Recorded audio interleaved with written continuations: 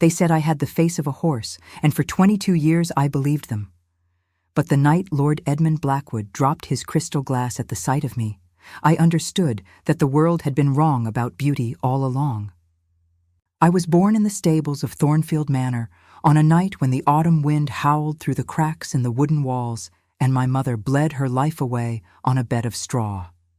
My father, Thomas Whitmore, was the head groom, a man whose hands knew the language of horses better than they ever knew the language of his own grief. He wrapped me in his coat that night and carried me to the kitchen door, where the cook took pity on a motherless creature and warmed milk for me by the fire. That was the beginning of my life, cradled between the world of servants and the world of beasts, belonging fully to neither. My mother had been a seamstress before she married my father, a woman of delicate fingers and quiet dreams. I never knew her face except through the faded portrait my father kept in his small room above the stables, a miniature painting no larger than my palm. She had been beautiful, they said, with soft features and a gentle mouth. I inherited nothing of her softness. My face grew long and angular, my jaw squared like my father's, my eyes too large and dark beneath heavy brows. By the time I was 10 years old, the other children in the servants' quarters had given me my name, Horseface, Clara the mare. Go back to the stables where you belong. Children are cruel in the way that storms are cruel, without malice, but without mercy either. I learned to keep my head down, to make myself small, to move through the corridors of Thornfield Manor like a shadow that no one wished to see. My father taught me to read in secret, borrowing books from the manor's library when the family was away. And in those stolen pages, I found worlds where a woman's worth was not measured by the slope of her nose or the curve of her cheek. I read of queens and warriors, of women who commanded armies and changed the course of history. But when I closed the books and returned to my work scrubbing floors and emptying chamber pots, I understood that those stories were not meant for someone like me. Thornfield Manor was a world unto itself, a great house of grey stone and climbing ivy that had stood for 300 years on the edge of the Yorkshire moors. The Blackwood family had ruled these lands since the time of the Tudors, their names synonymous with power, wealth, and the kind of cold aristocratic beauty that poets wrote sonnets about. I knew them only from a distance in my early years, glimpses of silk and velvet passing through corridors, the sound of laughter drifting from the drawing room like music from another world. The old Duke had been a stern man, but not unkind, and his Duchess had once stopped to admire my father's work with a new foal, her gloved hand resting briefly on my head as she passed. I was perhaps 7 years old, and I remember thinking that she smelled of roses and something else, something expensive and foreign that I could not name. They died within a year of each other, the Duke and Duchess, taken by the same fever that swept through the county in the winter of my 15th year. Their son inherited everything. Lord Edmund Blackwood, the new Duke of Thornfield, was 27 years old when he took his place as master of the manor, and from the very first day I sensed that something cold had settled over the house. I did not know then what I would later learn, that Edmund had been sent away to boarding school at the age of 8, and had spent most of his youth in London, far from the moors and the family that seemed to have no use for him. I did not know that his marriage 2 years before his parents' death had been arranged by his father to secure a trading alliance with a merchant family, or that his young wife had found him so cold and distant that she had taken to her bed with melancholy and never risen again. I knew only that the new Duke rarely smiled, that his eyes were the color of winter storms, and that the servants whispered about his temper in the quiet hours of the night. I was careful to avoid him. My work kept me in the lower parts of the house, the scullery and the laundry and the long dark corridors where the family never ventured. I scrubbed and polished and carried and cleaned, and I told myself that invisibility was a kind of freedom. If no one saw me, no one could hurt me. If I kept my head down and my mouth closed, I could survive another day, another year, another lifetime of being nothing to anyone. But fate, I would learn, has little patience for those who try to hide from it. It was the spring of my 22nd year when everything changed. The morning had begun like any other, with the gray light of dawn creeping through the narrow windows of the servants' quarters and the sound of Mrs. Pemberton, the housekeeper, calling us to our duties.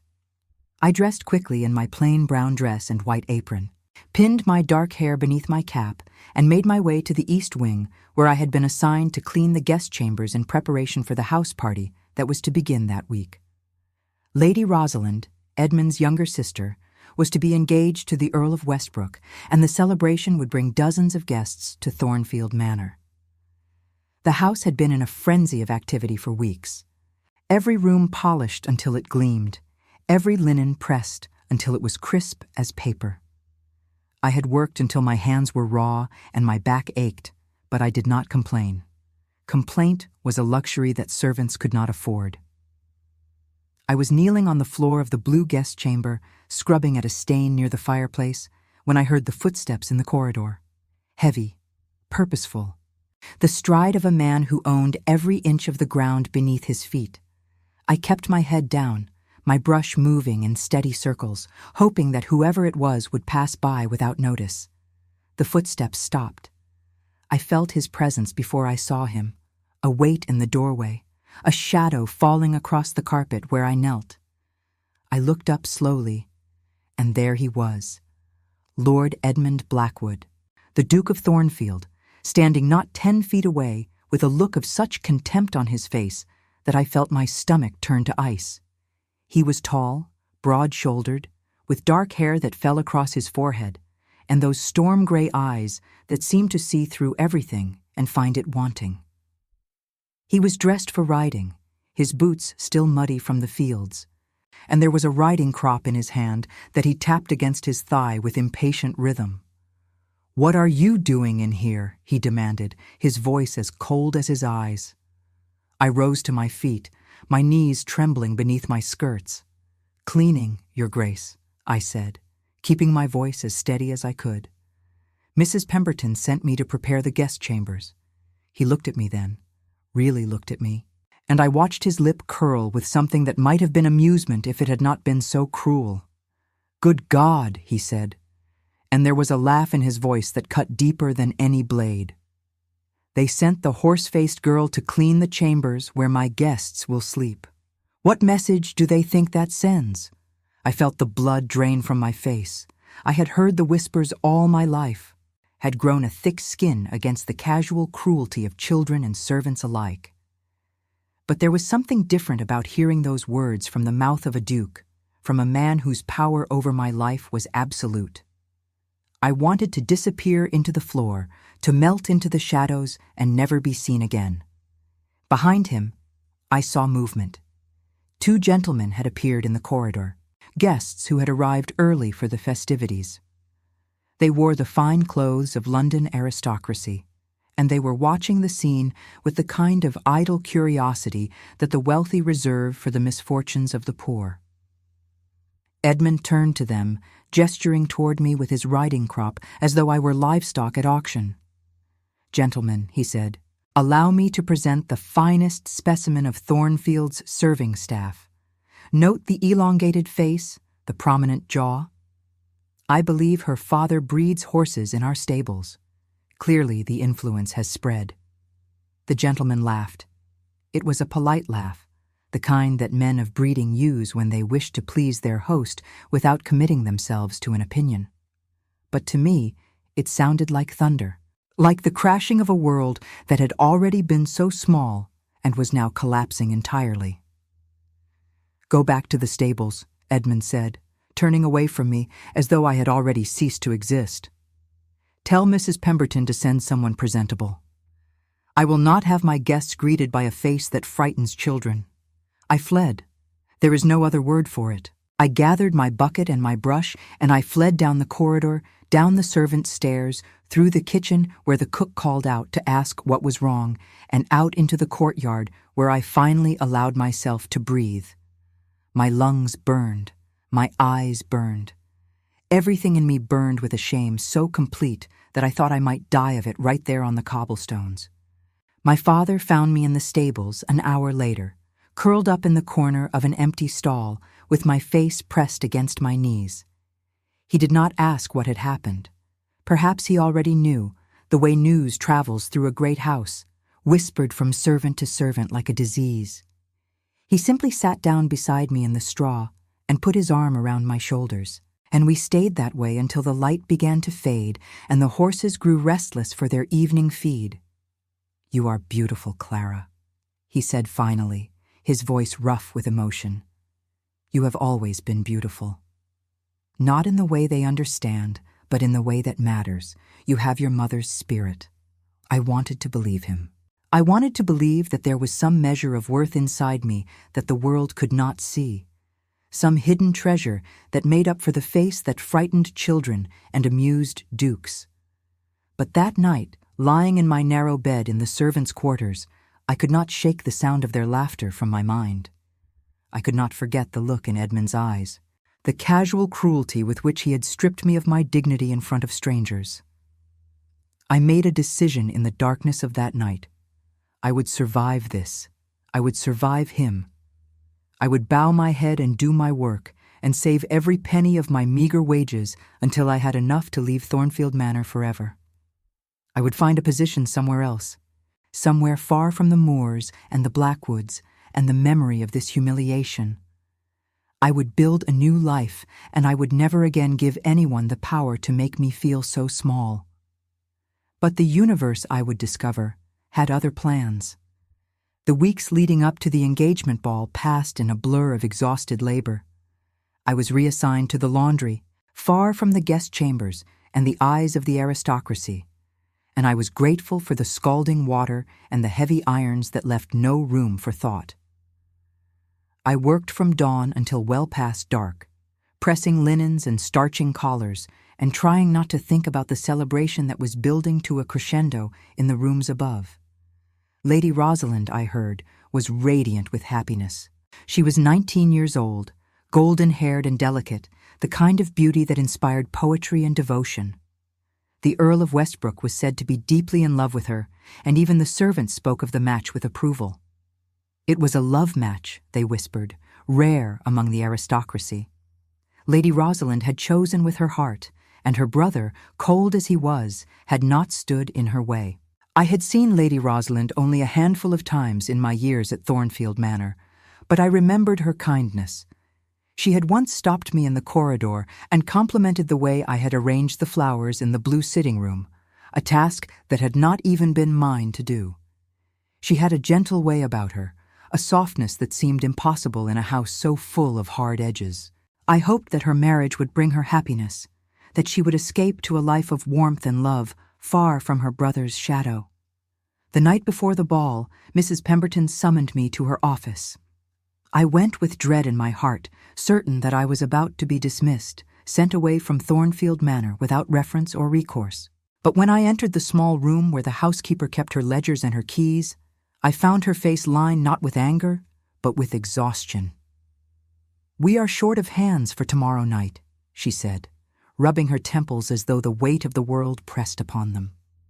"3 of the serving girls have fallen ill, and I cannot find replacements on such short notice.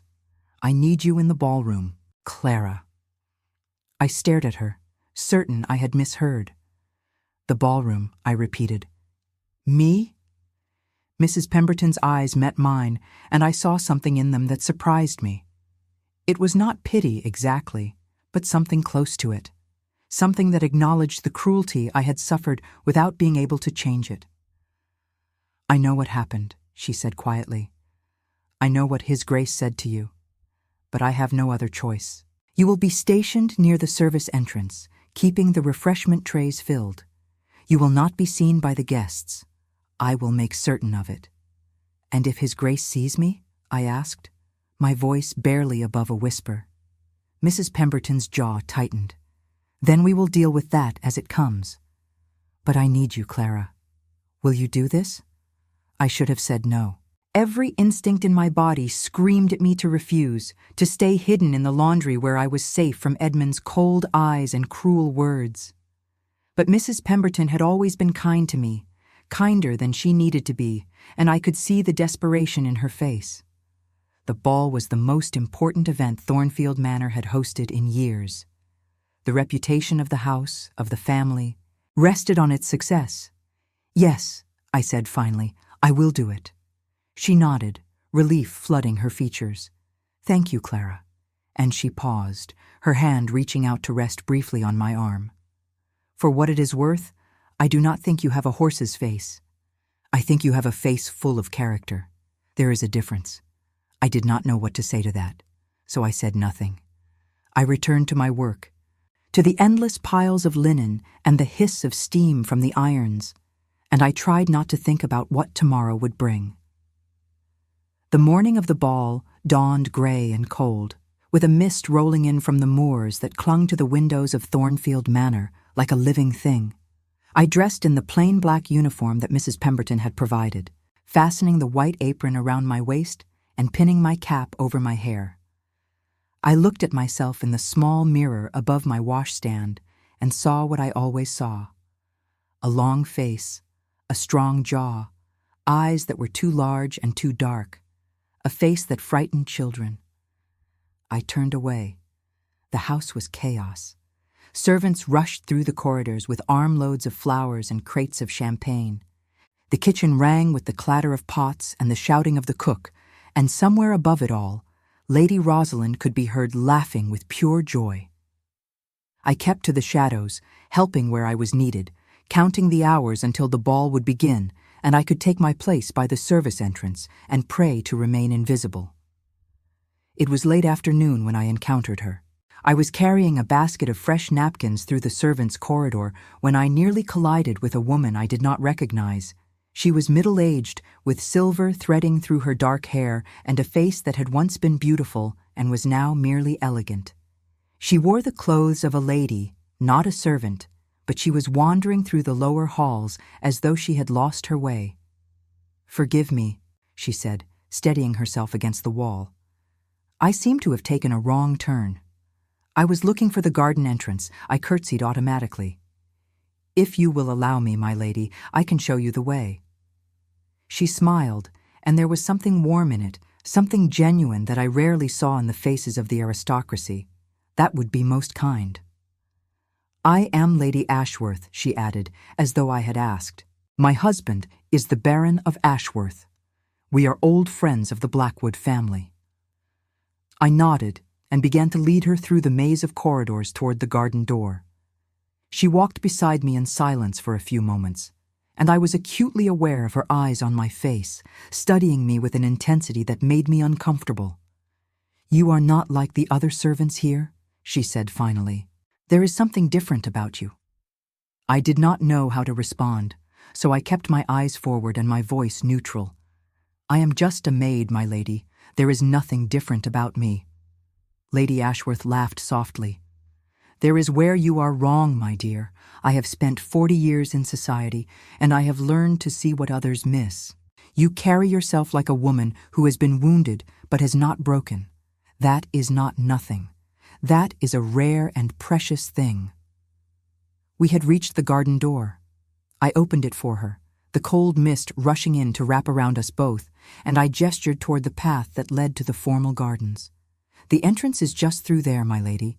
Shall I accompany you?" "No," she said, but she did not move. Instead, she reached out and took my chin in her hand, turning my face toward the gray light from the door. She studied me for a long moment, and I felt my cheeks flush with embarrassment. "What is your name?" she asked. "Clara, my lady. Clara Whitmore." "Clara," she repeated, as though tasting the word. "A beautiful name. It means bright. Did you know that? Clear and bright, like light through glass." She released my chin and stepped back, and there was something in her eyes that I could not read. "I have a feeling about you, Clara Whitmore. I have a feeling that before this night is over, a great many people are going to see what I see." She was gone before I could ask what she meant, disappearing into the mist of the garden like a figure from a dream. I closed the door behind her and stood for a moment in the dim corridor, my heart beating strangely in my chest. I did not know then that Lady Ashworth would change the course of my life. I did not know that our brief encounter was the first thread in a tapestry that would take months to weave. I knew only that something had shifted in the air, something that felt like the moment before a storm. The ball began at 8 o'clock. I took my place by the service entrance, hidden behind a heavy velvet curtain that separated the servants' passage from the glittering world of the ballroom. Through a gap in the fabric, I could see the chandeliers blazing with 1,000 candles, the polished marble floor reflecting the light like a frozen lake, and the guests in their silks and satins, their jewels and their powdered faces.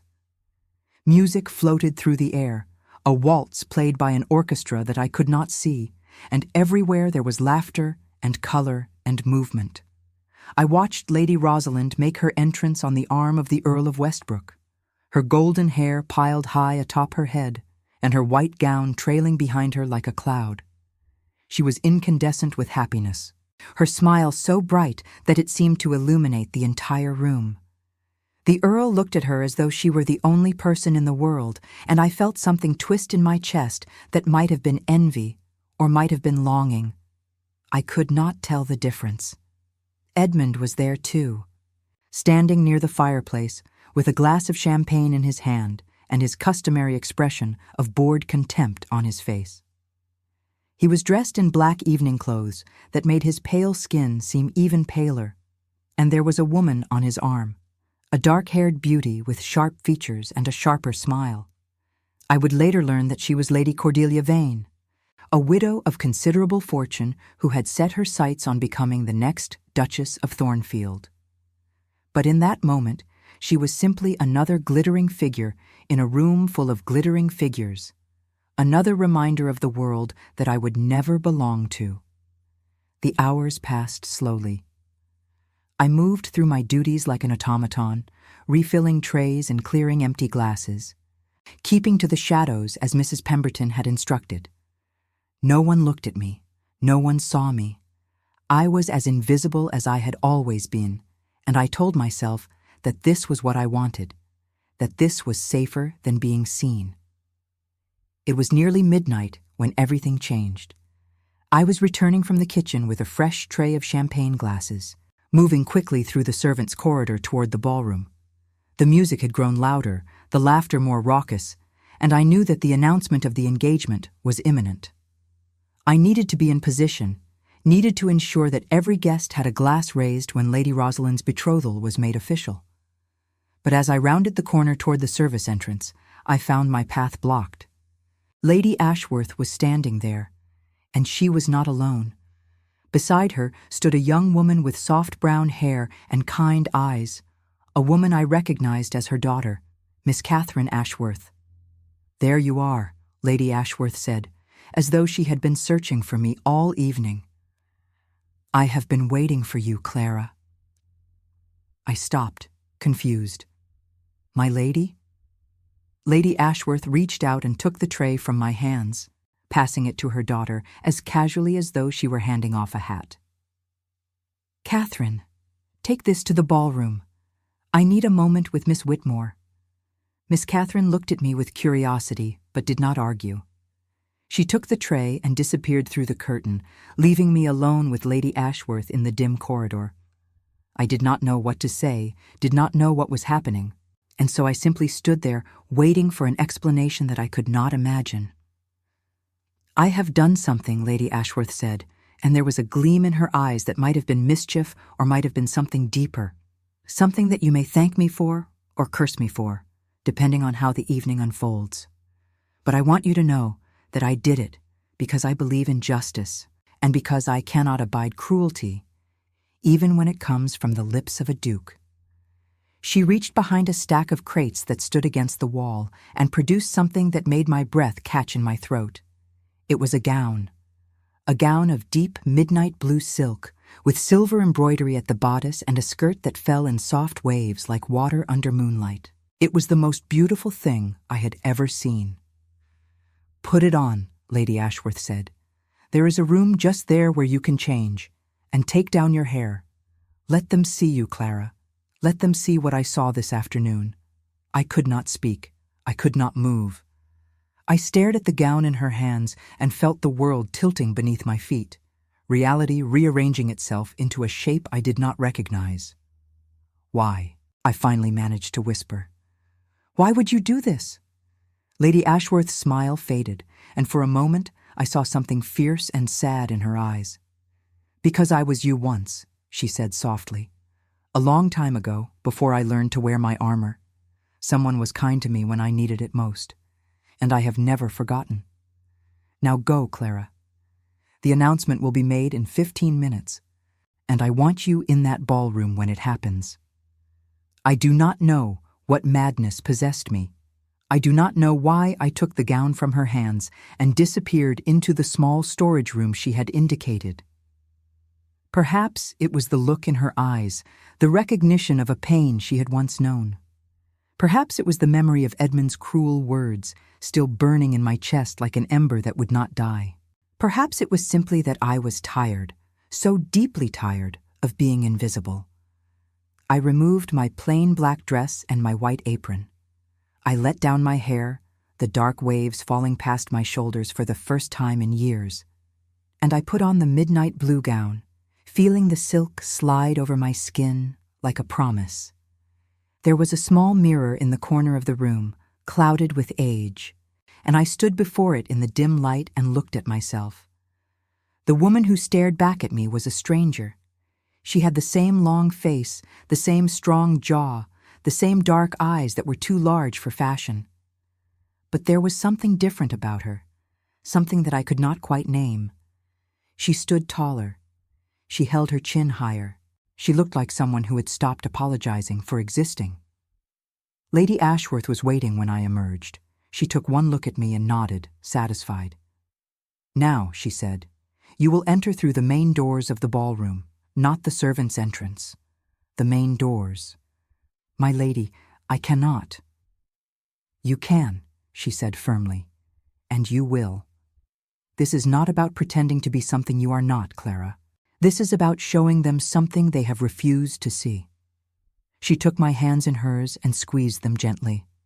"When you walk through those doors, do not look at the floor.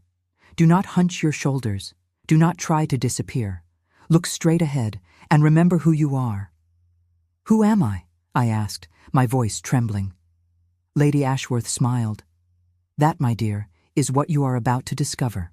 She led me through the corridors of Thornfield Manor, through passages I had never walked before, upstairs I had never climbed.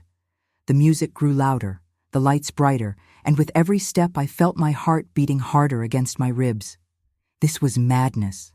This was impossible.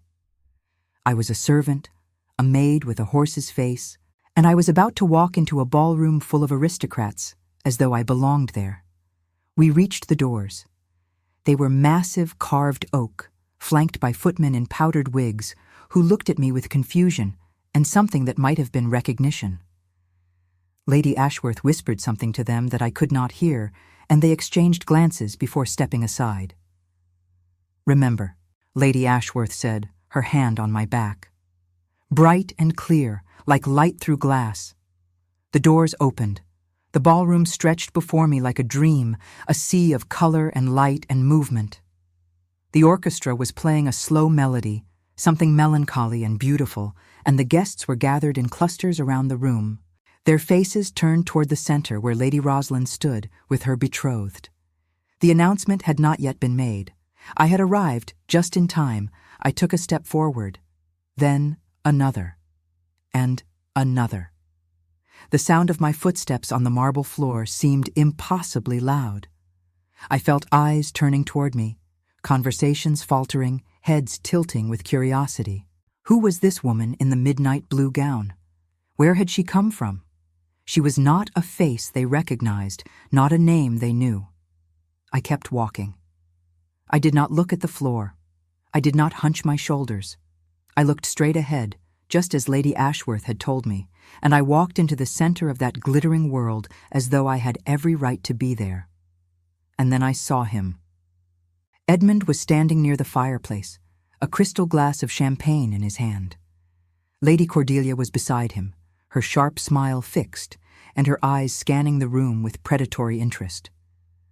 But Edmund was not looking at her. He was looking at me. I watched his face change. I watched the confusion give way to recognition, and then to something else, something that I had never seen in his eyes before. Shock, disbelief. And underneath it all, something that looked almost like wonder. The crystal glass slipped from his fingers. It fell slowly, or perhaps it only seemed that way, catching the light of the chandeliers as it tumbled through the air. When it hit the marble floor, it shattered with a sound that cut through the music like a blade. Every eye in the room turned toward the Duke of Thornfield. Every conversation stopped. And in the silence that followed, Edmund stared at me as though he were seeing a ghost, as though the world had shifted beneath his feet and he did not know how to find his balance. I did not look away. For the first time in my life, I did not look away. The moment stretched between us like a thread of silk, fragile and unbreakable. And then Lady Rosalind's voice cut through the silence, bright with curiosity and without a trace of malice. "Edmund," she said, "who is your friend? I do not believe we have been introduced." Edmund opened his mouth to speak, but no words came out. I saw the struggle in his face, the war between pride and something else, something he did not know how to name. I decided to spare him the effort. "My name is Clara Whitmore," I said, and my voice rang clear through the ballroom, steadier than I had expected it to be. "I am the daughter of Thomas Whitmore, head groom of Thornfield Manor. And I am here because I was invited." The silence that followed was absolute. I could feel the shock rippling through the room, the scandal of a servant standing among them in silk and silver. I could feel Lady Cordelia's fury, Lady Rosalind's bewilderment, the curious whispers beginning to spread like fire through dry grass. And I could feel Edmund's eyes on my face, burning with an intensity that made my skin prickle. It was Lady Ashworth who broke the spell.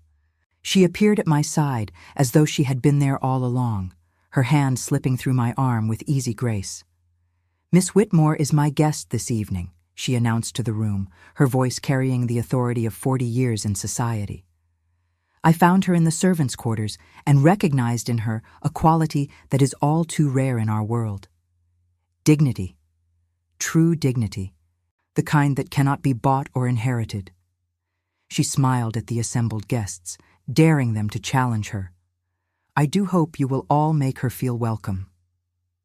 What followed was a blur of introductions, of hands extended and names exchanged, of smiles that ranged from genuine warmth to barely concealed hostility. I moved through it all in a daze, answering questions, accepting compliments, feeling as though I had stepped into someone else's life. Lady Ashworth remained at my side, steering me through the treacherous waters of aristocratic society with the skill of a seasoned captain. Her daughter Catherine took my other arm, whispering names and histories in my ear, helping me navigate a world I did not understand. And through it all, Edmund watched me. He did not approach. He did not speak. But his eyes followed me around the room, and every time I looked in his direction, I found him staring with that same expression of shock and wonder, as though he could not quite believe what he was seeing. The announcement of Lady Rosalind's engagement was made. Glasses were raised, toasts were offered, and the orchestra struck up a celebratory waltz. Guests began to pair off and move toward the dance floor, and I found myself standing near the edge of the room, watching the swirl of silk and satin, feeling suddenly and terribly alone. That was when he came to me. Edmund approached with the hesitant steps of a man walking on uncertain ground. Up close, I could see the lines of strain around his eyes, the tension in his jaw, the way his hands clenched and unclenched at his sides as though he did not know what to do with them. He stopped a few feet away, and for a long moment neither of us spoke. "Miss Whitmore," he said finally. And there was something strange in his voice, something I had never heard before. It took me a moment to recognize it as humility. "I owe you an apology." I raised my chin and met his eyes. "Do you?" His jaw tightened. "What I said to you, that day in the guest chamber, What I called you. It was unforgivable. Then perhaps I should not forgive you. He flinched as though I had struck him, and I felt a savage satisfaction that I was not proud of. But there was something else there too, something underneath the anger, a curiosity that I could not quite suppress. I had expected him to be dismissive, to wave away my transformation as a trick or a game. Instead, he was standing before me with his pride in tatters, struggling to find words that had never come easily to him. "You are right," he said, and his voice was barely above a whisper. "You should not forgive me. I do not deserve it." He paused, his eyes searching my face as though looking for something he could not name. "But I need you to know that I see it now. What I was too blind to see before. You are not what I called you. You never were." "And what am I?" I asked, echoing the question I had asked Lady Ashworth. Edmund was silent for a long moment. Then he extended his hand toward me, palm up, an invitation. "May I have this dance?" "Miss Whitmore!" I should have refused. Every rational part of my mind screamed at me to refuse, to turn away from this man who had humiliated me, who had made me feel worthless and small. But there was something in his eyes, something broken and searching, that made me hesitate. And in that hesitation, I found myself placing my hand in his. The waltz swept us onto the dance floor. His hand settled at my waist, warm and steady, and I placed my other hand on his shoulder, feeling the solid strength of him beneath the fine wool of his jacket. We moved together through the crowd of dancers, and I discovered with surprise that he was graceful, that his body knew the steps even when his mind seemed to be elsewhere. "I cannot stop thinking about it," he said as we turned. "The way you looked at me when I said those words, the way your face changed. I have seen that look before." I did not respond. I focused on the music, on the movement of our bodies, on anything that would keep me from meeting his eyes. "My father had that look," Edmund continued, "when I was young, before they sent me away. He looked at me the way you looked at me that day, like I had disappointed him beyond all hope of redemption." "Why are you telling me this?" I asked. "Because I need you to understand." His voice was low, urgent, meant for my ears alone. "I need you to understand that I know what it is to be found wanting, to be told that you are not enough, that you never will be. My father made it clear from the time I could walk that I was a disappointment to him, too quiet, too serious, too cold. He wanted an air with fire in his blood, and instead he got me." I looked at him then, truly looked at him, and I saw something I had never noticed before. Beneath the cold exterior, beneath the cruelty and the contempt, there was a wound that had never healed. A boy who had been sent away by parents who did not want him, who had built walls around his heart so high that he had forgotten there was anything inside them worth protecting. "That does not excuse what you did," I said. "No," he agreed, "it does not, but perhaps it explains it." He was quiet for a moment, leading me through a complex turn with effortless skill. "I have spent my entire life hurting people before they could hurt me, pushing them away before they could see what I really am. I looked at you that day in the guest chamber, and I saw someone who reminded me of myself, someone who knew what it was to be judged and found lacking. And instead of recognizing that, instead of feeling compassion, I did to you what my father did to me. I made you feel small, because making others feel small is the only way I know how to feel powerful." The music was building toward its crescendo, the violins soaring, the candlelight flickering. We were moving faster now, swept up in the rhythm, and I felt something shifting inside me, something I was not prepared for. "I do not want your pity," I said. "I am not offering pity." He looked at me with those storm-gray eyes, and for the first time, I saw fire in them. "I am offering an apology, a real one. Not because I expect you to forgive me, but because you deserve to hear it. You are not what I called you, Clara Whitmore. You are something else entirely. And what is that?" The music stopped. We stood in the middle of the dance floor, still holding each other, surrounded by applauding guests who had no idea of the conversation that had just passed between us. Edmund's eyes never left my face. "I do not know yet," he said, "but I would very much like to find out." He released me then, stepping back with a small bow that might have been mocking in any other context but somehow felt genuine. I stood there, breathless and confused, watching him disappear into the crowd of guests. My heart was pounding, my head was spinning, and underneath it all, something dangerous was taking root, something that felt like hope. Lady Ashworth found me a few minutes later, her eyes sparkling with satisfaction. "Well," she said, taking my arm. "That was rather more dramatic than I expected." "What have you done?" I asked, my voice trembling. "What have you started?" She smiled, and there was wisdom in that smile and a touch of sadness. "I have done nothing, my dear. The fire was always there, waiting to be lit. I merely provided the spark. The rest of the evening passed in a haze. I spoke to more people than I could count, danced with gentlemen who seemed genuinely charmed by my company, and fielded questions about my background with the help of Lady Ashworth's careful coaching. I was not pretending to be something I was not. Everyone in that room knew I was a servant's daughter. But Lady Ashworth had somehow made that fact irrelevant, had somehow convinced them that a woman's worth could not be measured by the circumstances of her birth. It was nearly 3 a.m. when the last guests finally departed. I stood in the entrance hall, still wearing the midnight blue gown, watching the carriages roll away into the darkness. My feet ached, my head throbbed, and my heart was full of something I could not name. Lady Ashworth appeared beside me, wrapped in a traveling cloak. "We are leaving at first light," she said, "but I wanted to say goodbye before I go."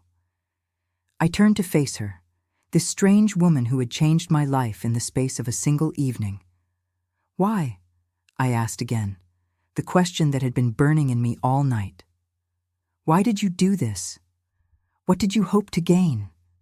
She was quiet for a long moment, looking out at the misty darkness of the moors. Then she said something that I would not understand for many months, something that would only become clear when the full story finally came to light. "Because I knew your mother," she said softly. "A long time ago, before you were born. She was my dearest friend, and I made her a promise that I was never able to keep. Until tonight." Before I could ask what she meant, she pressed something into my hand. It was a letter, yellowed with age, the seal broken but the paper still intact. "Read this," she said, "and when you have questions, as I know you will, come find me. I will tell you everything." She kissed my cheek, light as a moth's wing, and then she was gone, disappearing into the darkness with her daughter at her side. I stood in the entrance hall with the letter in my hand, feeling the weight of secrets I did not yet understand. The days that followed were strange and disorienting. I returned to my duties as a maid, scrubbing floors and washing linens as though the ball had never happened. But everything was different now. The other servants looked at me with a mixture of awe and suspicion, uncertain how to treat someone who had danced with dukes and dined with baronesses. Mrs. Pemberton said nothing about my transformation, but there was something in her eyes that might have been approval. And Edmund. Edmund was everywhere. He appeared in corridors where I was working, his presence so unexpected that I would drop whatever I was carrying and have to scramble to pick it up. He lingered in doorways, watching me with those storm-gray eyes, never speaking but always present. At first, I thought he was mocking me, waiting for me to make a mistake so he could remind me of my place. But there was no cruelty in his gaze, only a kind of bewildered fascination, as though he were trying to solve a puzzle that refused to make sense. A week after the ball, I finally read Lady Ashworth's letter. I had carried it with me everywhere, tucked into the pocket of my apron, feeling its weight against my hip like a talisman. But I had been afraid to open it, afraid of what secrets it might contain, what truths it might reveal about a mother I had never known. Finally, in the quiet darkness of my room, I lit a candle and unfolded the yellowed paper. The letter was dated 23 years ago, the year before I was born. It was written in a feminine hand, elegant but hurried, as though the writer had been pressed for time. "My dearest Catherine," it began, "I write to you in desperation, knowing that this letter may never reach you, that the miles between us may prove insurmountable. But I must try. I must tell someone the truth, even if I cannot tell the world. I have made a terrible mistake. You know that I was engaged to Lord Richard Blackwood before his family discovered my father's debts and broke the engagement. You know that I was cast out in disgrace, forced to find work as a seamstress to support myself and what remained of my family. But you do not know what happened after. Richard came to me. In secret, in the night, he came to me and swore that he loved me still, that he would find a way for us to be together. I believed him. God help me, I believed every word. And when he left me with child and married another woman 3 months later, I understood too late what kind of man he truly was.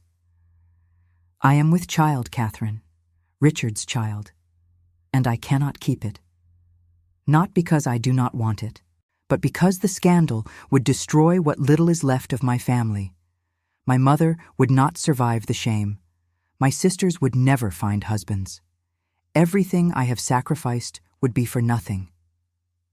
There is a man, a good man, a kind man, who has asked me to marry him. His name is Thomas Whitmore, and he works as a groom at Thornfield Manor, the very estate where Richard now lives with his new bride. Thomas knows everything. I told him the truth, and he loves me still. He has offered to raise the child as his own, to give it his name and his protection, and in return I will be his wife, bound to the very land that holds my shame. I do not love him, Catherine, not the way I loved Richard, but I respect him and I trust him, and that will have to be enough. If I have a daughter, I will name her Clara. It means bright, clear, like light through glass. And perhaps she will be everything I was not. Perhaps she will find a way to live in this world without being broken by it. Forgive me for disappearing. Forgive me for not telling you sooner. And if you ever have the chance, if our paths ever cross again, please look after my child. Please make sure she knows that she was wanted, that she was loved, even when I could not say it. Your friend always, Margaret. I read the letter 3 times before the words finally sank in. My mother had been engaged to a Lord Blackwood. My mother had been seduced and abandoned by a man who later married another woman. My mother had carried a child that was not my father's, a child conceived in love and born in shame. I was that child. The realization hit me like a blow to the chest. I was not Thomas Whitmore's daughter by blood. I was the illegitimate child of a lord, born in secret and raised in obscurity, hidden from the world, that would have destroyed my mother if the truth had ever come to light. And Lord Richard Blackwood. The name echoed in my mind, familiar and terrible. The old Duke, Edmund's father, had been named Richard. The old Duke who had died 3 years ago with his cold eyes and his stern demeanor. The man who had humiliated my mother and abandoned her to poverty. The man who had left her with nothing but a child and a broken heart. Edmund's father was my father. Edmund was my half-brother. I do not know how long I sat there in the darkness, the letter clutched in my trembling hands, the candle guttering and finally going out. The world had turned upside down. Everything I thought I knew about myself, about my place in this world, had been a lie. I was not a servant's daughter. I was a duke's daughter, born on the wrong side of the blanket, raised in ignorance of my own blood. And the man whose cruelty had shaped my life, whose cold words had haunted my dreams, was my brother. I was sick. I stumbled to the basin in the corner of my room and was violently ill, my body rebelling against the knowledge that my mind could not accept. When there was nothing left inside me, I collapsed onto my narrow bed and stared at the ceiling, trying to make sense of a world that no longer made sense. Sleep did not come. Dawn crept through my window, gray and cold, and I rose from my bed like a ghost, dressing mechanically, pinning my hair beneath my cap. I had duties to perform, floors to scrub, linens to wash. The world had not changed simply because my understanding of it had shattered. But as I moved through the corridors of Thornfield Manor, I saw everything differently. The portraits on the walls, the Blackwood ancestors with their cold eyes and their proud bearing. Were those my ancestors too? Did I carry their blood in my veins, the same blood that flowed through Edmund's? I thought of the way he had looked at me at the ball.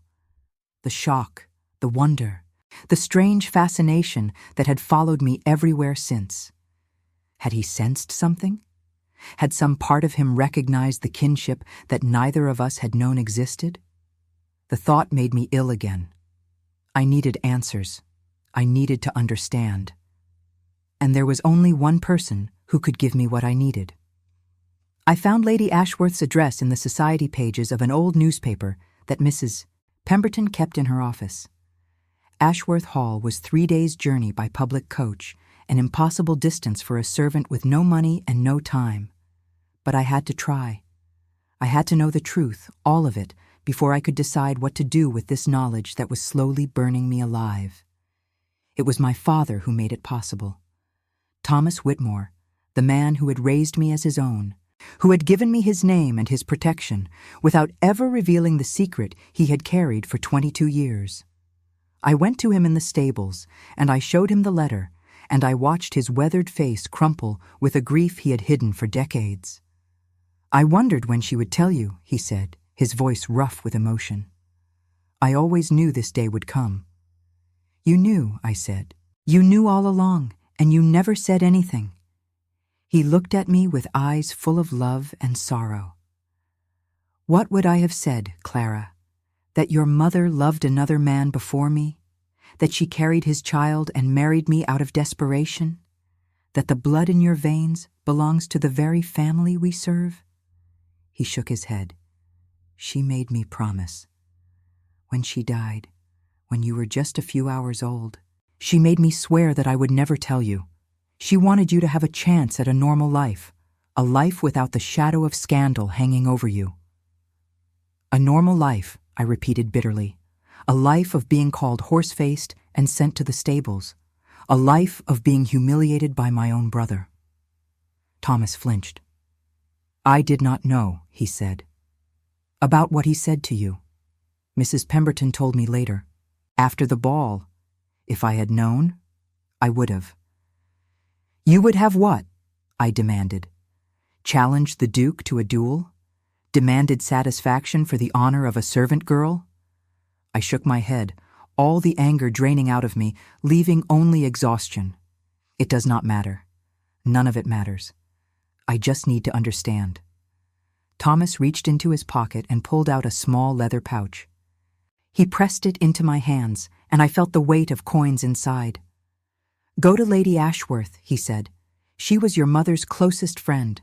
She will tell you what you need to know." And he paused, his eyes glistening. "Whatever you learn, whatever you decide to do with it, know that I love you, Clara. You are my daughter, regardless of blood. You have always been my daughter." I embraced him then. This man who had given me everything without ever asking for anything in return. And when I finally pulled away, I saw something in his face that I had not seen before.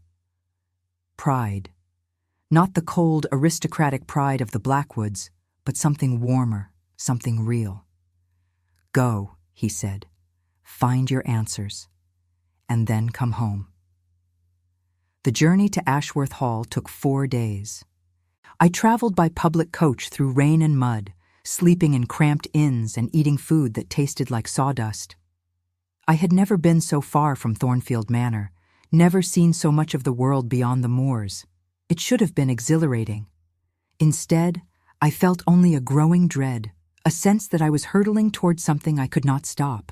Lady Ashworth received me in her private sitting room, a warm space filled with books and flowers and the soft glow of afternoon light.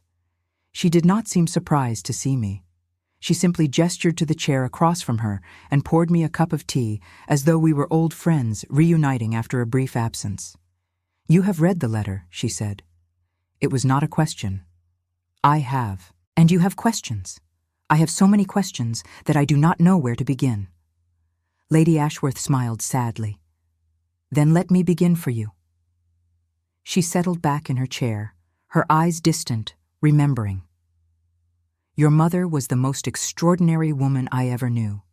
She was beautiful, yes, but more than that, she was brave. She had a fire in her that society tried to extinguish, and she refused to let it die. When Lord Richard Blackwood courted her, I warned her that he was not to be trusted. I told her that men like him did not marry women like us, that they took what they wanted and discarded the rest. But she loved him. God help her, she loved him with her whole heart. What happened, I asked, after he broke the engagement? Lady Ashworth's face hardened. He married Lady Beatrice Ashford, a woman with a fortune and a family name. A suitable match, his parents called it. Margaret was forgotten, swept away like dust from a mantelpiece. She found work as a seamstress, supported her family as best she could. And then Richard came back. The letter mentioned that. Yes. He came to her in secret, swearing his love, promising a future that could never exist. And Margaret believed him because she wanted to believe, because the alternative was too painful to bear. Lady Ashworth's voice was bitter. By the time she realized the truth, it was too late. She was with child, and Richard had moved on to his next conquest. He never knew about you, Clara. Or if he did, he chose not to acknowledge it. I sat in silence, absorbing the weight of her words. My mother had been young and in love, betrayed by a man who saw her as nothing more than a plaything. It was a story as old as time, as common as rain. And yet it was my story, the origin of everything I was. Why did she marry my father? I asked. Thomas, I mean, if she did not love him? Lady Ashworth's expression softened. Thomas Whitmore was a good man. He had loved Margaret from afar for years, and when he saw her suffering, he offered her a way out. Marriage, respectability, a name for her child. He asked nothing in return except her companionship. She accepted because she had no other choice, and because she recognized the gift he was giving her. And in time, she came to care for him. Not with the passion she had felt for Richard, but with something quieter, something real. And me? I asked. What did she want for me? Lady Ashworth reached out and took my hand. She wanted you to be free, she said simply. Free from the constraints that bound her. Free from the judgment of a society that would have destroyed you if it knew the truth. She wanted you to live, Clara. To find happiness in whatever form it took. Tears were streaming down my face. I did not remember when they had started. And now, I whispered, what am I supposed to do now? Edmund is my brother. The man who humiliated me. The man who danced with me at the ball. He is my blood. Lady Ashworth was quiet for a long moment. Then she said something that changed everything. He does not know. I stared at her. What? Edmund does not know about you? His father never told him. Never told anyone. The secret died with Richard Blackwood 3 years ago. As far as Edmund is aware, he is the only child of the Duke and Duchess of Thornfield. But the letter. You knew. My mother knew. Yes. But we were the only ones. And I kept the secret, Clara, because I did not know what else to do. I did not know if revealing the truth would help you or harm you. But now, she paused, studying my face with those keen eyes, now I think you must decide for yourself. Decide what? Whether to tell him, whether to claim your birthright, whether to remain in the shadows or step into the light. Lady Ashworth squeezed my hand. You are the legitimate daughter of Lord Richard Blackwood, Clara. Not by law, but by blood. You have as much claim to the Blackwood name as Edmund does. What you do with that knowledge is your choice. I spent 3 more days at Ashworth Hall talking with Lady Ashworth, reading the letters my mother had written to her over the years. I learned about a woman I had never known, a woman of courage and passion who had been broken by a world that had no place for her dreams. And I learned about myself, about the blood that flowed through my veins, about the legacy that had been hidden from me since birth. When I finally returned to Thornfield Manor, I was not the same person who had left. I was Clara Whitmore, daughter of Thomas Whitmore, maid in the household of the Duke of Thornfield. But I was also Clara Blackwood, half-sister to the Duke, heir to a secret that could destroy us both. I did not know what I was going to do. I did not know if I would tell Edmund the truth or carry the secret to my grave as my mother had intended. But I knew one thing with absolute certainty. I was done hiding. I was done being invisible. Whatever happened next, I would face it with my head held high, with the dignity that Lady Ashworth had seen in me, with the fire that my mother had passed down through her blood. The world had told me I was worthless, that I was ugly, that I belonged in the stables with the horses. The world had been wrong. It was time to show them what I was truly made of. The autumn came early that year, painting the moors in shades of gold and crimson, filling the air with the smell of wood smoke and decay. I returned to my duties at Thornfield Manor, but everything was different now. I moved through the corridors with a new awareness, seeing the house not as a place of servitude, but as a piece of my own history. These walls had sheltered my mother when she was young and in love. These halls had witnessed the betrayal that had shaped my entire life. Edmund noticed the change in me. I could see it in the way he watched me, the confusion in his storm-gray eyes, the hesitation in his step when our paths crossed. He no longer appeared in corridors simply to stare at me from a distance. Now he sought me out, finding excuses to speak to me, to ask my opinion on matters that had nothing to do with my work. "Tell me, Miss Whitmore," he said one afternoon, finding me in the library where I was dusting the shelves. "What do you think of this room?" I looked around at the towering shelves, the leather-bound volumes, the massive fireplace that dominated one wall. "I think it is a room that has seen many secrets," I said carefully. Edmund raised an eyebrow. An unusual answer. "You asked an unusual question." He was quiet for a moment, his eyes tracing the spines of the books as though searching for something he had lost. "My father spent most of his time in this room," he said finally. "When he was not traveling or attending to business, he would lock himself away here for hours. I used to wonder what he was doing, whether he was reading or thinking or simply hiding from the family he did not know how to love." "And what did you conclude?" I asked, my heart beating faster. Edmund's jaw tightened. "I concluded that he was a coward, that he surrounded himself with other people's words because he did not have the courage to speak his own." I set down my dusting cloth and turned to face him fully. "Perhaps he was afraid," I said. "Perhaps he had done things in his life that he was ashamed of, and the books were a way of escaping that shame." Edmund looked at me sharply. "You speak as though you knew him. I knew men like him." I kept my voice steady, though my pulse was racing. Men who build walls around themselves because the alternative is too painful. Men who hurt others because they do not know how to face their own wounds. "And women?" Edmund asked, his voice softening. "Do women do the same?" "Sometimes. But women are taught from birth that our pain is not important, that we must smile and endure and never let anyone see the cracks in our facade." I met his eyes, and I saw something there that surprised me. Vulnerability, raw and unguarded. So we learn to carry our wounds in silence, and eventually we forget that they are even there. Edmund took a step closer to me. "I did that to you," he said quietly. "When I called you what I called you, I added to the wounds you were already carrying. Yes, and yet you are still here. You have not fled. You have not demanded satisfaction or sought revenge. Why?" I considered the question carefully. "Because running away would not change what happened," I said finally. "Because revenge would not heal the wound, only deepen it. And because I believe that people can change. that the cruelty we inflict on others often comes from the cruelty we inflict on ourselves. She paused. Do you want to change, Your Grace?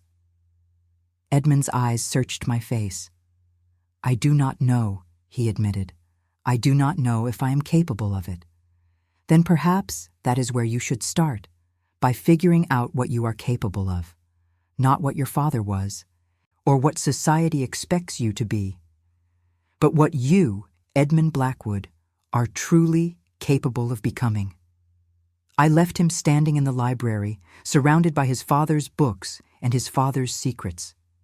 And as I walked through the corridors of Thornfield Manor, I felt something shifting inside me. The anger was still there, the hurt, the years of humiliation and shame. But underneath it all, there was something else, a recognition that Edmund was as much a victim of his father's legacy as I was, that we were both children of a man who had never learned how to love. The question was whether we could learn together. Winter descended on the moors with a ferocity that took everyone by surprise.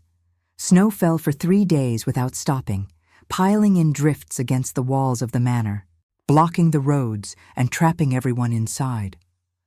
The great house became a world unto itself, cut off from the outside, forced to confront the tensions that had been simmering beneath the surface. I was assigned to help in the main house during the storm, my usual duties impossible with the laundry rooms frozen and the gardens buried under snow. It was the first time I had spent extended periods in the family's living quarters, and I found myself drawn into their world in ways I had not anticipated.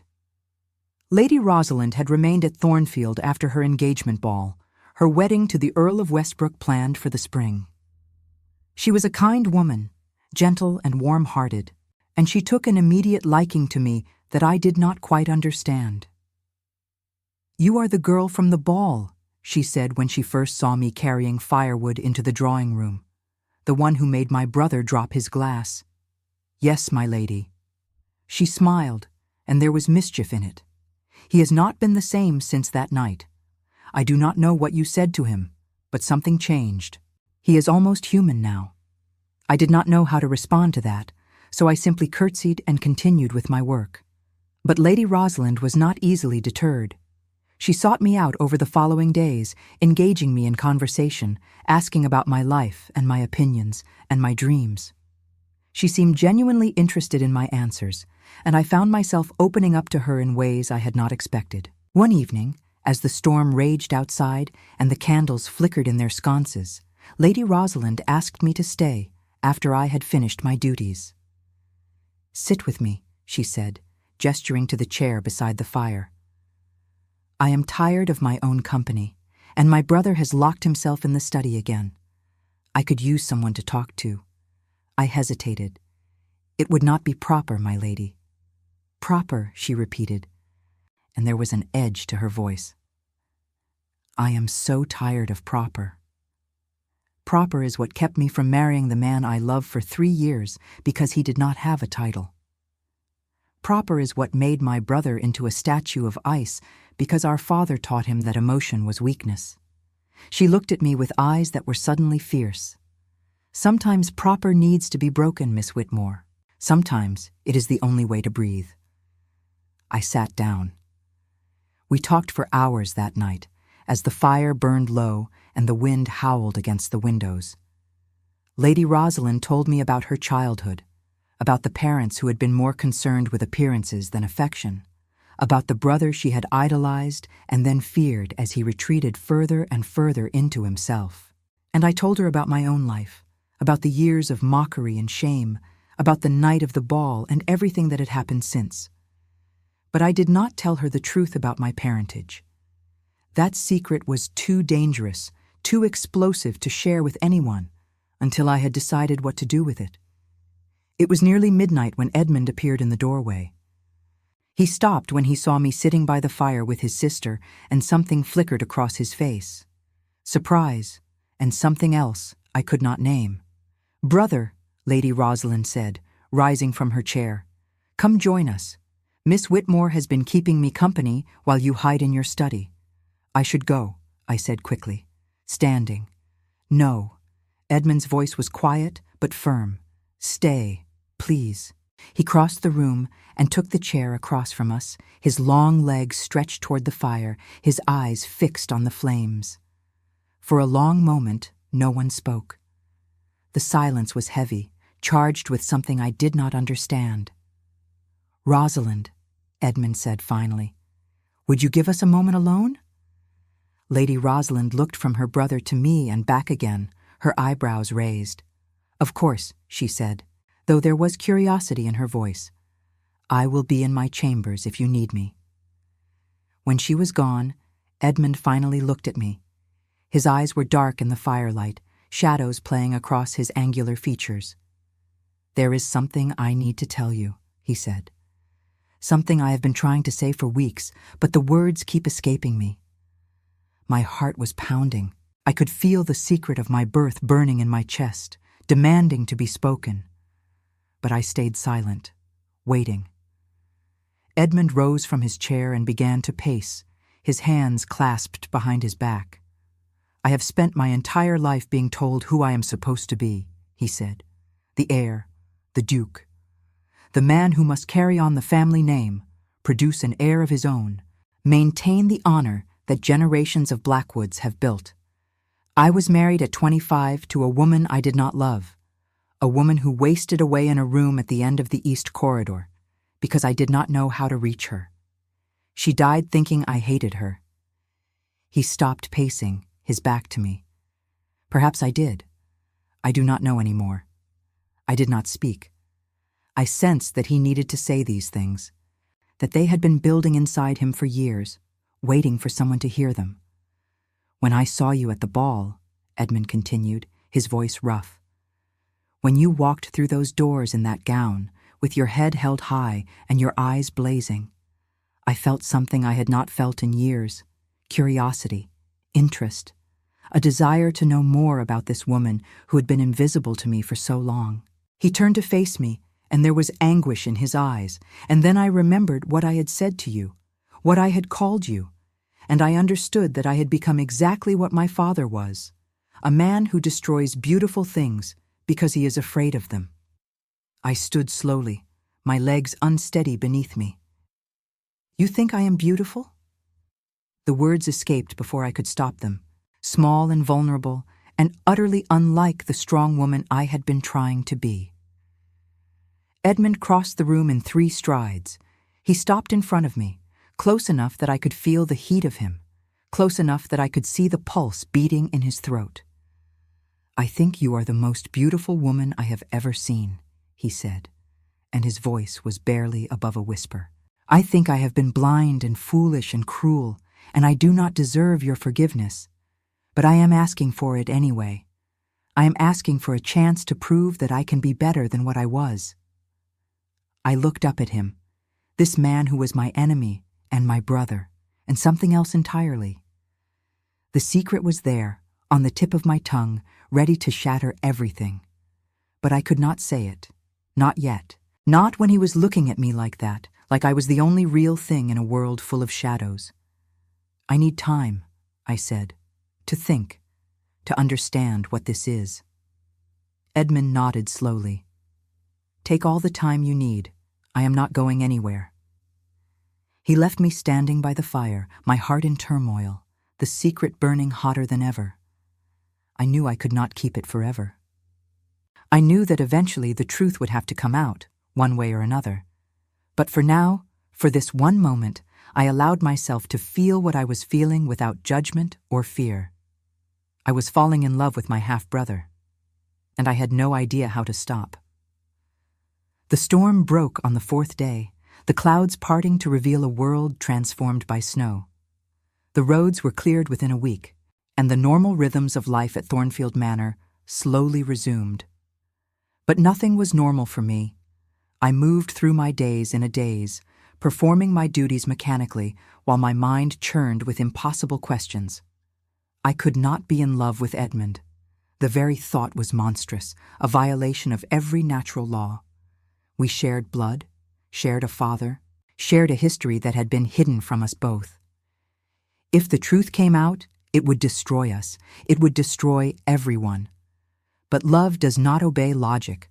Love does not care about blood or propriety or the judgment of society. Love simply is, and no amount of reasoning could make it go away. I tried to avoid him. I took on extra duties in the lower parts of the house, volunteered for tasks that kept me far from the family's living quarters. But Edmund seemed to sense my withdrawal, and he responded by seeking me out more persistently than ever. He appeared in the laundry room one afternoon, his fine clothes absurdly out of place among the tubs of soapy water and the steam rising from the irons. The other servants scattered at his approach, disappearing through doorways and behind screens, leaving me alone with him. "You are avoiding me," he said. It was not an accusation.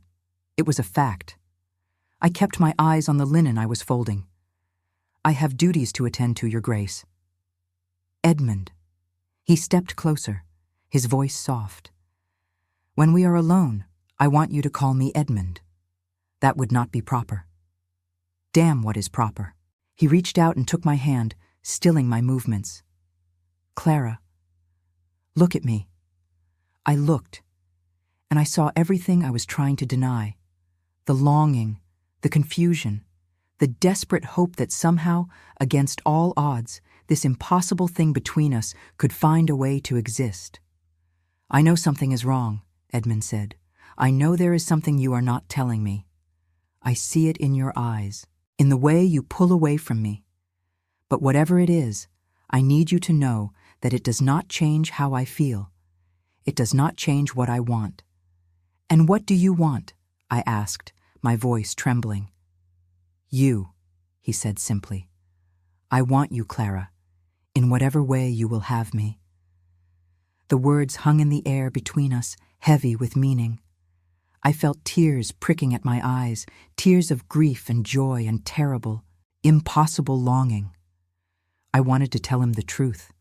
I wanted to confess everything, to lay bare the secret that was tearing me apart. But I could not. Not here, not like this, not in a laundry room with steam rising around us like the mists of some purgatorial dream. "I need to show you something," I said finally. "But not here. Meet me in the library tonight, after everyone has gone to bed. There is something you must see." Edmund nodded, his eyes searching my face. "Whatever it is," he said, "we will face it together." I hoped he was right. I feared he was wrong. The library was dark when I arrived, lit only by the fire that had been kept burning through the night. Edmund was already there, standing by the window, looking out at the moonlit snow. He turned when he heard me enter, and I saw the tension in his shoulders, the worry in his eyes. I did not waste time with pleasantries. I crossed the room and held out the letter, the same letter that Lady Ashworth had given me the night of the ball. "Read this," I said. He took it from me, his brow furrowing with confusion. "What is this?" "The truth. About me. About us." I watched his face as he read. I watched the confusion give way to understanding, and then to shock, and then to something I could not name. He read the letter twice, 3 times, as though the words might change if he looked at them long enough. When he finally looked up, his face was pale as the snow outside the window. "This cannot be true," he said, his voice barely audible. "It is true. Your father and my mother. Before he married your mother, before I was born. I am his daughter, Edmund. I am your sister." The word hung in the air, ugly and undeniable. Sister, half-sister to be precise, but the distinction seemed meaningless in that moment. We shared blood. We shared a father. The feelings that had been growing between us were not just improper, they were forbidden, unnatural, wrong. Edmund staggered backward, catching himself on the edge of a chair. "No," he said. "No, this cannot be. My father would never have." "Your father did," I interrupted, my voice harder than I intended. "He seduced my mother and abandoned her. He left her with nothing but a child and a broken heart. And then he went on to live his life as though she had never existed." Edmund's hands were shaking. The letter trembled in his grip, the old paper threatening to tear. "I did not know," he said, and there was anguish in his voice. "I swear to you, Clara, I did not know. I know you did not. That is why I am telling you now. Because whatever this is between us, it cannot continue. We cannot be what we were starting to become." Edmund looked at me, and I saw the grief in his eyes, the same grief I had been carrying for weeks. It was the death of something that had never been born, the mourning of a future that could never exist. "I love you," he said, and the words were like a knife in my heart. "God help me, Clara, I love you." "I know," I whispered. "I love you too. And that is why we must stop. That is why we must never speak of this again." The silence that followed was the longest of my life. I watched Edmund struggle with the truth, watched him grasp for some argument, some loophole, some way to make the impossible possible. But there was none. The law of blood was absolute. The sin of incest was unforgivable. We were trapped by a legacy we had not created, prisoners of a secret that had been kept for 22 years. "What do we do now?" Edmund asked finally. "I do not know," I admitted. "But I think I must leave. I cannot stay here, knowing what I know, feeling what I feel. It is too much." "No." Edmund's voice was sharp. "No, you cannot leave." He crossed the room and took my hands in his grip almost painful. "There must be a way. There must be something we can do." "What? What could we possibly do?" "The truth is what it is, Edmund. We cannot change it. Then we will not tell anyone. We will keep the secret, as your mother kept it, as my father kept it. No one else needs to know." I stared at him. And what then? We live out our lives in the same house, loving each other in silence, never able to touch, never able to be what we want to be? That is not living, Edmund. That is torture. It is better than losing you entirely. The desperation in his voice broke something inside me. I had spent so long being strong, being resilient, carrying the weight of my secret without letting it crush me. But in that moment, standing in the library with the man I loved and could never have, I felt my strength fail me. I collapsed against him, my face pressed to his chest, my tears soaking through the fine wool of his jacket. We stayed that way for a long time, holding each other in the darkness, two broken people trying to find comfort in the midst of an impossible situation. And when the first light of dawn began to creep through the windows, we pulled apart and looked at each other with eyes that had cried themselves empty. "We will find a way," Edmund said. "I do not know how, but we will find a way." I refuse to accept that this is the end. I wanted to believe him. God, how I wanted to believe him. But the weight of reality was too heavy, and hope felt like a luxury I could no longer afford. The weeks that followed were a special kind of torment. Edmund and I maintained a careful distance in public, never speaking more than necessary, never allowing our eyes to meet for longer than a moment. But in private, in the stolen hours of the night, we continued to meet in the library, talking until dawn about everything and nothing, building a relationship that existed in the shadows because it could not exist in the light. We did not touch. We could not allow ourselves that weakness. But the longing was there, constant and consuming, a fire that burned without fuel. It was during one of these late-night conversations that Edmund told me about his mother. She was a cold woman, he said, staring into the fire. Not cruel, like my father, but distant, unreachable. I used to wonder if she knew about my father's infidelities, if that was why she could never bring herself to love him. Or me. Did she ever speak of it? Once, shortly before she died. She took my hand and told me that there were things she had forgiven my father for and things she never could. She said that some sins leave stains that never wash out, no matter how much time passes. He paused. "I think now that she might have known about your mother, about you." The thought sent a chill down my spine. If she knew, why did she never say anything? Perhaps she thought it was better to keep the secret buried. Perhaps she thought that exposing the truth would only cause more pain. Edmund's jaw tightened. Or perhaps she simply did not care. My parents were not known for their compassion. I reached out, almost touching his hand before pulling back. We were trapped in this dance of almost, always reaching and never grasping, always wanting and never having. "What will we do, Edmund?" I asked, the question I had asked 100 times before. And as he had 100 times before, he answered, "I do not know. But we will think of something. We must." The answer came from an unexpected source.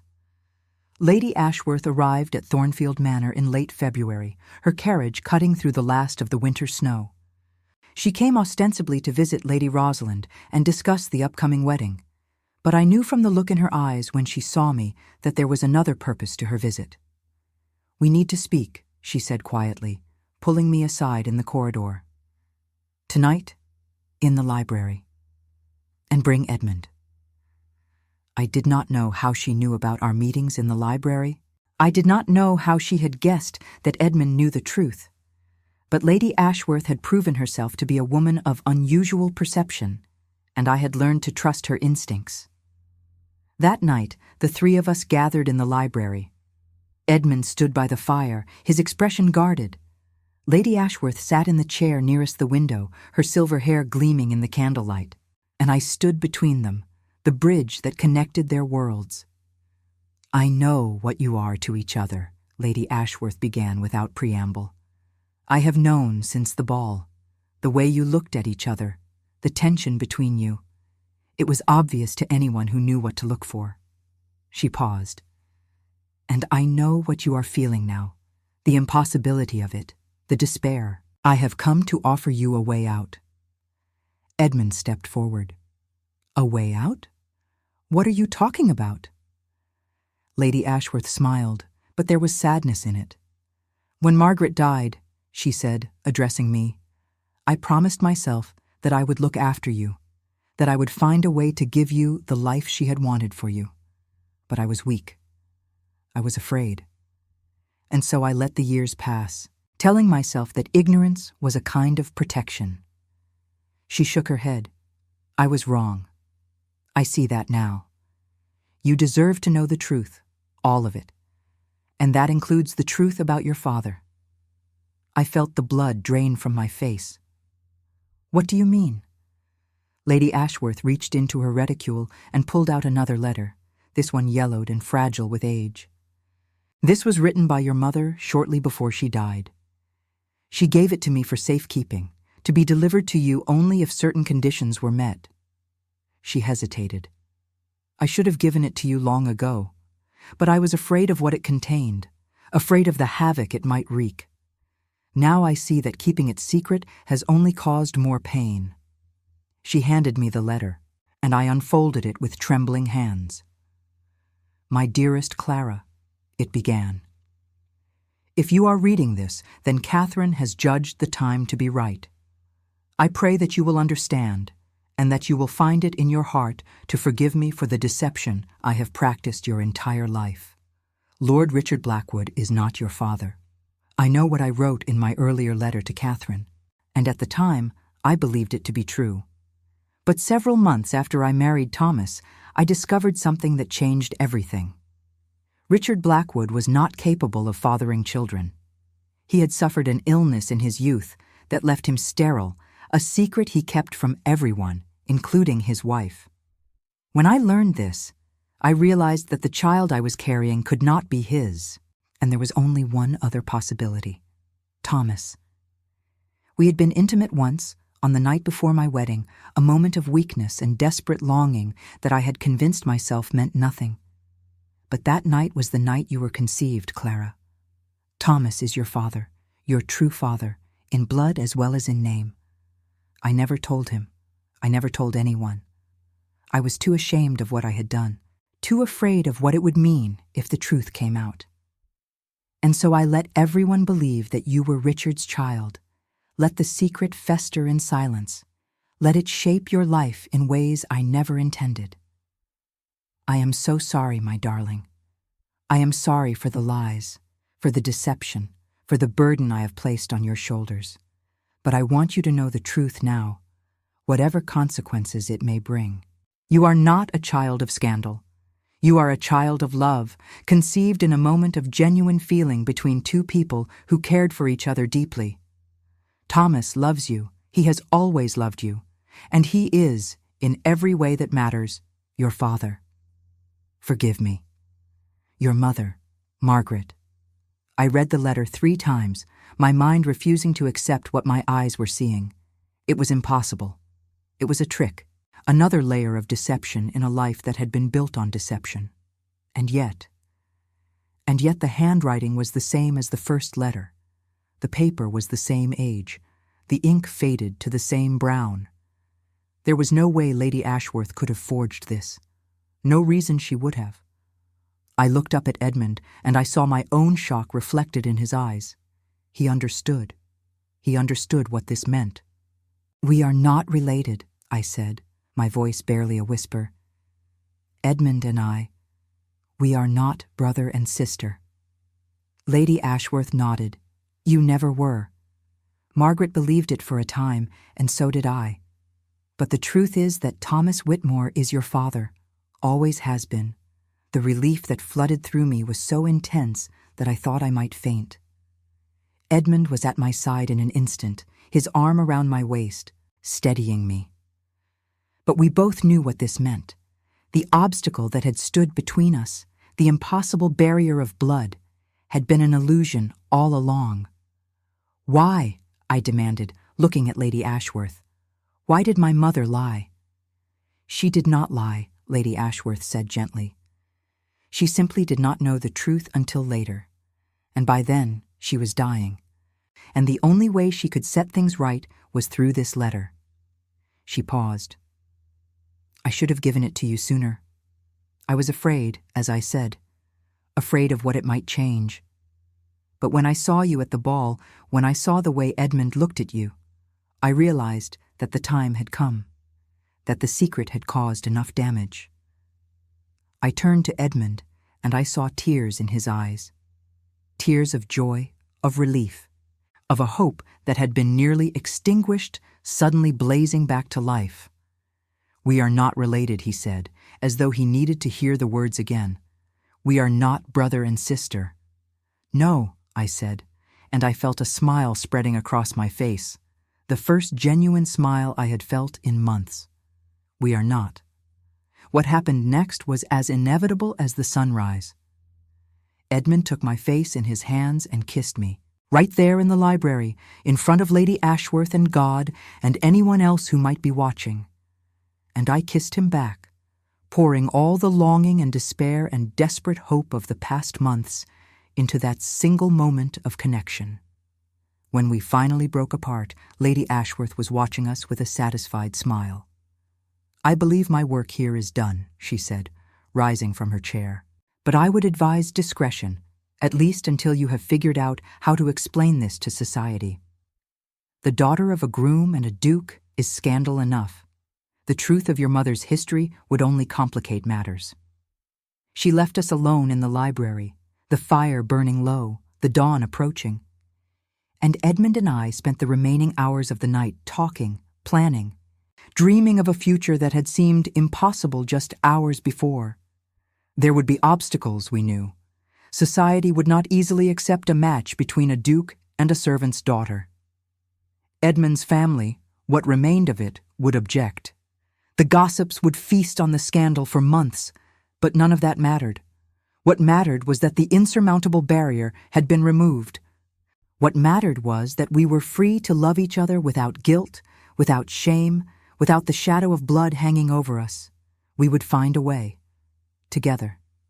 The spring came early that year, melting the snow and filling the moors with wildflowers. Lady Rosalind married her earl in a ceremony that filled Thornfield Manor with music and laughter and joy. And as I watched her walk down the aisle, radiant in her white gown, I felt Edmund's hand slip into mine, hidden from view by the folds of my skirt. "Soon," he whispered. "Soon it will be our turn." I smiled and squeezed his hand. "I know. The road ahead would not be easy.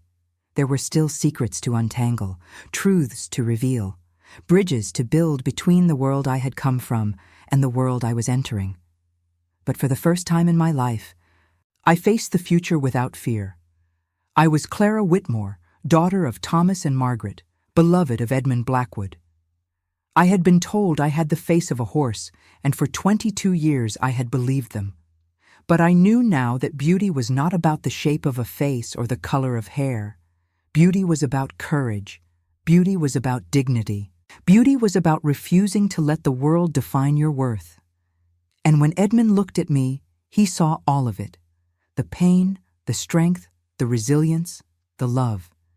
He saw the woman I had always been, hidden beneath the mask of a servant, waiting for someone brave enough to look. They said I had the face of a horse. But the night Edmund dropped his crystal glass, I understood that they had been wrong all along, and I never looked back. The months that followed were a delicate dance of revelation and reinvention. Edmund and I agreed that we would proceed carefully, revealing our relationship in stages rather than all at once. The first step was to elevate my position within the household, a move that would raise eyebrows, but not immediate scandal. Mrs. Pemberton, ever practical, accepted the change with equanimity when Edmund explained that I was to be transferred from my position as a general maid to a role as Lady Rosalind's personal attendant. It was a significant promotion, one that placed me in closer proximity to the family and gave me reason to appear at social functions in a capacity beyond mere service. Lady Rosalind herself was delighted by the arrangement. "I knew there was something between you," she confided one afternoon as I helped her dress for a luncheon. "Edmund has been a different man since the ball. Whatever you have done to him, I am grateful." I did not know how to respond, so I simply smiled and continued fastening the buttons at the back of her gown. The truth about my parentage remained a secret, known only to Edmund, Lady Ashworth, and myself. We agreed that there was no benefit to revealing the complicated history of my mother and Lord Richard Blackwood. The old Duke was dead, his sins buried with him, and exposing them would only cause pain to those who remained. What mattered was the truth that we knew, the truth that allowed us to love each other freely. Thomas, my father, accepted the changes with the quiet grace that had defined his entire life. When I told him what I had learned, when I showed him my mother's final letter, he wept. Not from sadness, but from relief. He had carried the secret of that night for over 2 decades, had wondered and hoped and feared in equal measure. To finally have the truth acknowledged, to know that his daughter was truly his, was a gift he had never expected to receive. "She loved you," I told him as we sat together in the small room above the stables where I had spent so many hours of my childhood. "In her own way, she loved you." Thomas nodded, wiping his eyes with the back of his weathered hand. "I know," he said. "I always knew." That was enough for me. The announcement of our engagement came in the summer, timed to coincide with the height of the social season when all eyes would be on London and the gossip would have the farthest reach. Edmund wanted to confront the scandal head-on, to make our commitment public and undeniable, to dare society to object. I was terrified, but I had learned something in the months since the ball, something about courage and dignity and the power of refusing to be ashamed. I would not hide from the whispers. I would not flinch from the stares. I would walk into the lion's den with my head held high, and I would let them see the woman who had captured the heart of a duke. The reaction was everything we had expected, and more. The papers called it the scandal of the century, the love story of the decade, the most improbable match in living memory. They printed illustrations of my face alongside Edmund's, speculating about the nature of our relationship, the circumstances of our meeting, the secret history that must surely lie beneath the surface. They were not wrong about the secret history, of course, but the truth was stranger and more beautiful than anything they imagined. Lady Cordelia Vane, the woman who had once hoped to become Duchess of Thornfield, was particularly vicious in her condemnation. She spread rumors about my character, my history, my family. She whispered that I had seduced Edmund through witchcraft, that I had trapped him with lies, that I was nothing more than a scheming servant who had risen above her station. But for every enemy, we found an ally. Lady Ashworth defended me with the ferocity of a lioness, her social standing lending weight to her endorsement. Lady Rosalind became my fiercest advocate, championing my cause at every dinner party and ball. And slowly, gradually, the tide began to turn. The wedding took place in October, on a day when the moors were painted in shades of gold and crimson, and the air smelled of wood smoke and approaching winter. We were married in the chapel at Thornfield Manor, the same chapel where generations of Blackwoods had pledged their vows, the same chapel where Edmund's parents had been married in a union devoid of love or warmth. Ours would be different. Ours would be built on truth, on understanding, on the kind of love that transforms and redeems. I wore a gown of ivory silk, simpler than fashion, dictated but more beautiful for its restraint. My hair was unbound, falling past my shoulders in dark waves, adorned only with a circlet of wildflowers that Thomas had gathered from the moors at dawn. I wanted to look like myself on this day, not like a dressed-up doll playing a part. I wanted Edmund to see the woman he had fallen in love with, the woman with the long face and the strong jaw and the eyes that were too large for fashion. He was waiting for me at the altar, resplendent in his dark coat and silver waistcoat, his storm-gray eyes bright with emotion. As I walked toward him, I saw tears streaming down his cheeks, tears he made no effort to hide or wipe away. And I felt my own eyes grow wet, felt the joy rising in my chest like a symphony reaching its crescendo. Thomas gave me away, his hand trembling as he placed mine in Edmund's. The minister spoke the ancient words, words of commitment and fidelity, of love and honor. And when Edmund slipped the ring onto my finger, when he spoke his vows in a voice rough with feeling, I knew that everything I had endured, every moment of pain and shame and doubt, had been worth it. I was the Duchess of Thornfield, not because of my birth or my blood, but because of who I was, because Edmund had seen something in me that no one else had bothered to look for, and he had loved it into being. The years that followed were not without their challenges. Society never fully accepted me, never quite forgot the scandal of my origins. There were doors that remained closed to us, drawing rooms where we were not welcome, aristocratic circles that would never acknowledge the servant girl who had risen so far above her station. But we had each other.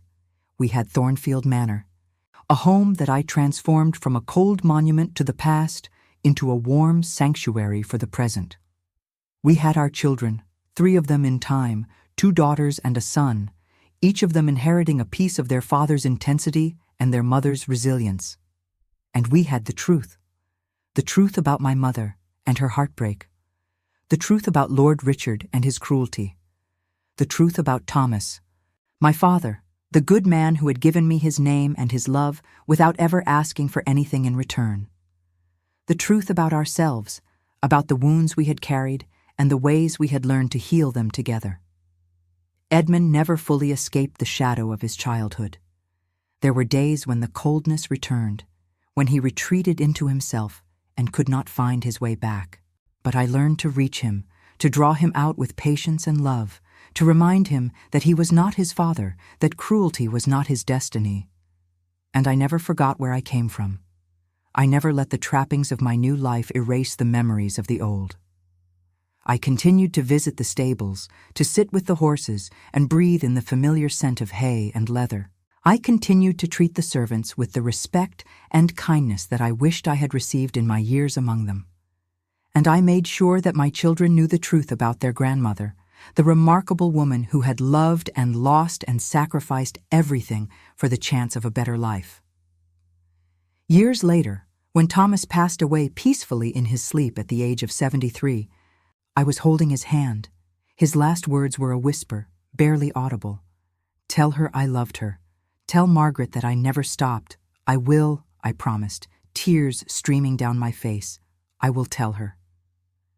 And I like to think that wherever they are now, my mother and the man who truly loved her, they are together at last, free from the constraints of society, free from the secrets that bound them, just two souls who found each other in a world that tried to keep them apart.